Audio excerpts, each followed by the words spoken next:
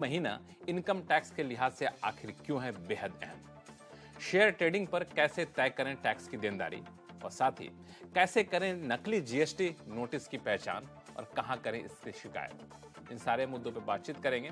लेकिन चूंकि income tax की बात हम करते हैं और आमतौर पर मार्च के महीने को इनकम टैक्स के लिहाज से काफ़ी महत्वपूर्ण माना जाता है, क्योंकि कारोबारी साल खत्म हो रहा होता है।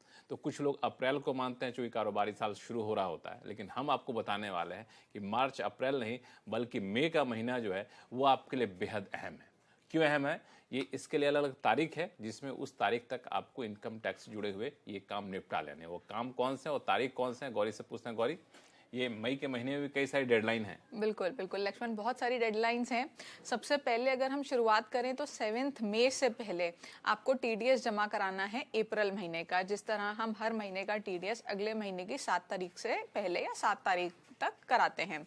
तो सबसे पहले तो हो गया टीडीएस जमा कराने का। दूसरा आपकी डेट हो गई 15 मई, जिसमें आपने अगर कोई प्रॉपर्टी खरीदी है तो उसका आपने रिटर्न भर के जो सर्टिफिकेट देना है वो देना है। साथ में टीसीएस की जो रिटर्न है उसकी डेट भी 15 मई है। उसके बाद 31 मई आपको जो आपकी टीडीएस की रिटर्न है उसकी लास्ट डेट है। उसी के साथ साथ अगर कोई नॉन इंडिविजुअल रेजिडेंट है जिसका जो फाइनेंशियल ट्रांजैक्शंस हैं वो 2.5 लाख से ज़्यादा हैं साल में, तो उनको पैन लेना कंपलसरी है। ये कुछ साल पहले रूल आया था और उसकी डेट भी 31 मई रखी गई थी। तो ये कुछ ड्यू डेट्स हैं जो मई में आपको ध्यान रखनी है। छूटने पे ऑफ कोर्स भारी पेनल्टी लगेगी।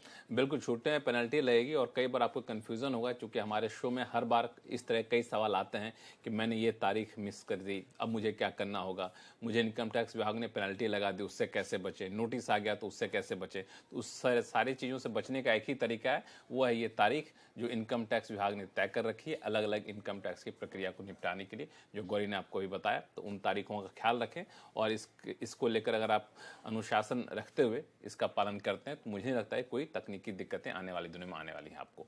चलिए अब शुरू करते हैं सवाल जवाब का सिलसिला। सबसे पहले चलते हैं मुंबई, जहां से नितिन अग्रवाल जी हमारे साथ फोन लाइन पर जुड़ चुके हैं। नितिन जी नमस्कार। नमस्कार। कैसे हैं आप? अच्छे। बताएं टैक्स गुरु कैसे आपको मदद करे। और thank you so much sir. Tax गुरु से क्या हम लोग कुछ कर सकते हैं आपके लिए, बताएं।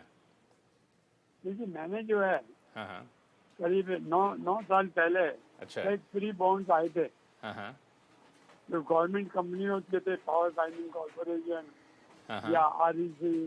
तो अभी मैंने जो है अप्रैल के अंदर वो बॉन्ड बेचे हैं। ठीक है। और मिनिमम बॉन्ड के बेचने पर 2 लाख रुपए का लॉन्ग टर्म कैपिटल गेन हुआ। 2 लाख रुपए का, ठीक है। और इस गेन पे कितना टैक्स मिले इस फाइनेंशियल ईयर में बताया।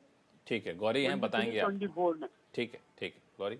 ठीक है, देखिए जो आपका टैक्स फ्री बॉन्ड है तो उस पे जो इंटरेस्ट आपका आया होगा वो तो आपका एग्जेम्प्ट होगा, उस पे आपने कोई टैक्स नहीं दिया होगा।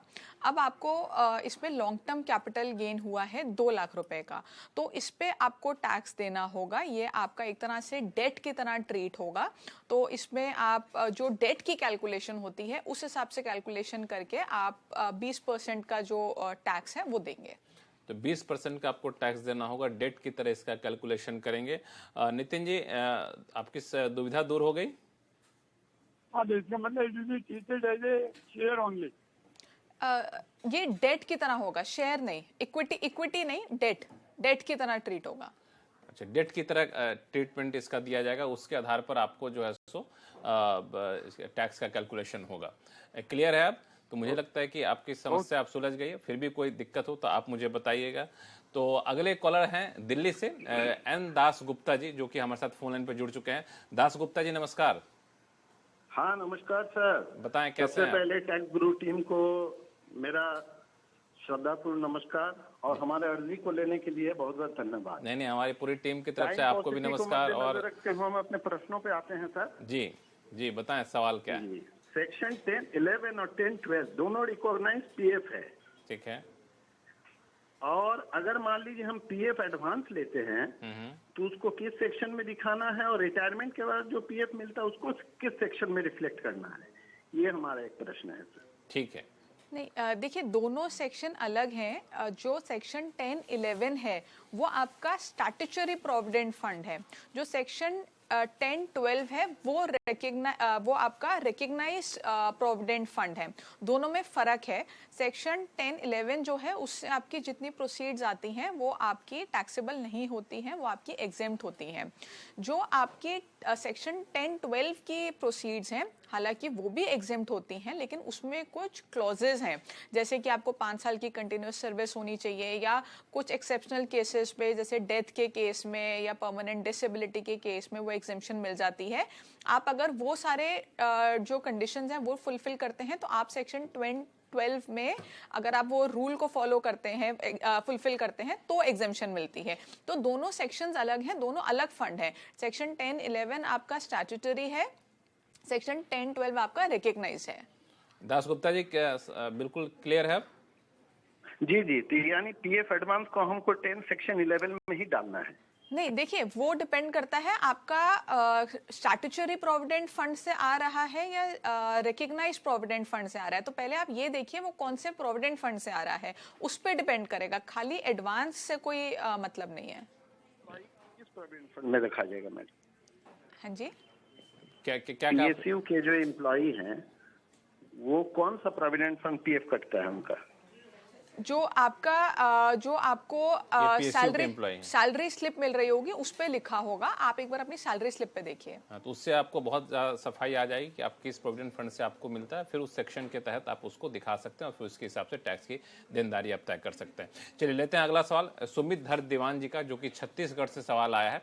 दरअसल इन्होंने ईमेल भेजा है कि इनका प्रतिदिन यानी रोजाना जो है शेयर ट्रेडिंग का ट्रांजेक्शन 1 से 2 करोड़ के बीच में है। काफ़ी ज़्यादा इन्होंने ये बताया 1 से 2 करोड़ के बीच में है। और ऐसे में जानना ये चाहते हैं कि उसके प्रॉफिट पर उनको टैक्स देना पड़ेगा या फिर जो ट्रांजैक्शन होता है उसके ऊपर टैक्स भरना होगा। तो इसमें ना थोड़ी सी कैलकुलेशन अलग होती है। इसमें हमें 2 चीजें देखनी होती है। टैक्स तो डेफिनेटली आपको प्रॉफिट पे ही देना है जितना आपका प्रॉफिट बनता है, लेकिन आप पहले तो ऑडिट के दायरे में आते हैं या नहीं आते हैं, ये बहुत बड़ा सवाल है, क्योंकि इसमें लोग अक्सर कंफ्यूज रहते हैं कि ऑडिट कराना है या नहीं कराना। तो ऑडिट के लिए जो टर्नओवर आपको निकालना है वो आपका एब्सोल्यूट प्रॉफिट होता है। तो वो आपका बेसिकली आप प्रॉफिट लॉस कैलकुलेट करेंगे, सारे प्लस और माइनस के साइन हटा देंगे और टोटल करेंगे तो आपका एब्सोल्यूट प्रॉफिट आएगा। उस बेसिस पे आप देखेंगे कि आपका ऑडिट होना है कि नहीं, वो आपका टर्नओवर माना जाएगा फॉर ऑडिट पर्पस। लेकिन जो आपका टैक्सेशन है वो आपका प्रॉफिट पे ही होगा। टर्नओवर पे अगर जो टैक्स है वो ले लेंगे तो टैक्स बहुत ज्यादा बन जाएगा, तो वो आपका एक्चुअल जो प्रॉफिट है उसी पे होगा। एक्चुअल प्रॉफिट मतलब लॉस माइनस करके जो प्रॉफिट बनता है उसको, बिल्कुल जितना बेसिकली आपने इन्वेस्ट किया, जितना आपने उसमें से पैसा निकाला, उसका जो डिफरेंस है जो आपने एक्चुअल में कमाया है उस पे आपको टैक्स देना, उस पे आपको टैक्स देना होगा। और ऑडिट का भी तरीका गौरी ने आपको बता ही दिया। चलिए फिलहाल वक्त है छोटे से